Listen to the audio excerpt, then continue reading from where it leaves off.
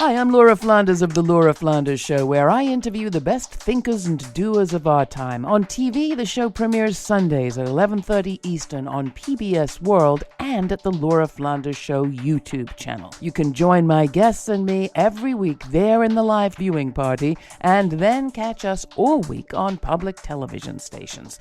Prefer to listen? Find us on a radio station near you or subscribe to the free podcast. You'll find listings and ways to subscribe at lauraflanders.org. That's also where you'll receive my regular commentaries. I call them the F word. Here's this week's.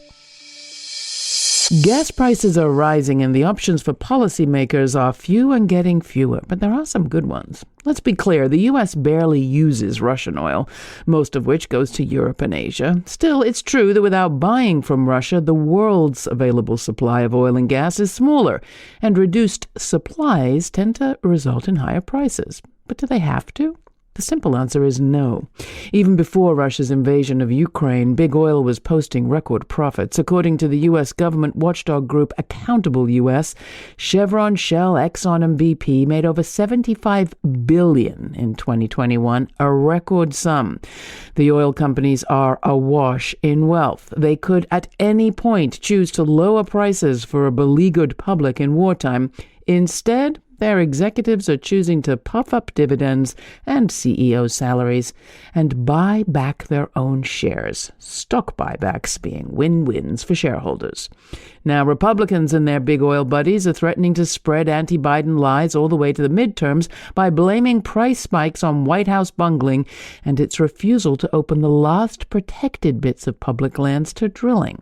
Bad options for Biden, numbers 1, 2, and 3, are drill the lands, give in to the big oil thugs, and lose the midterms. Bad option number 4 would be to go groveling to Saudi Arabia to beg them to pump more oil so as to increase global supply, a move that the White House is clearly considering. To plead with the Saudis right now would be to plead with a nation that's just executed 81 innocent people, mostly professors, for unpatriotic acts, and annually executes LGBTQ people in public. And let's not forget the House of Saud's role in standing with Russia and the wages of the just as deadly war in Yemen. There are some better options, though. Stand strong against the bloody House of Saud, for one, and big oil and their pals. Stand strong against hostage-taking by the Republicans and side with beleaguered Americans and their progressive allies in Congress. Progressives, including Bernie and Warren and Pramila Jayapal et al., are calling on the administration to expand Jan Schakowsky's COVID-19 Price Gouging Prevention Act to include gas and energy profiteers and send the proceeds from a tax on gougers to families in need.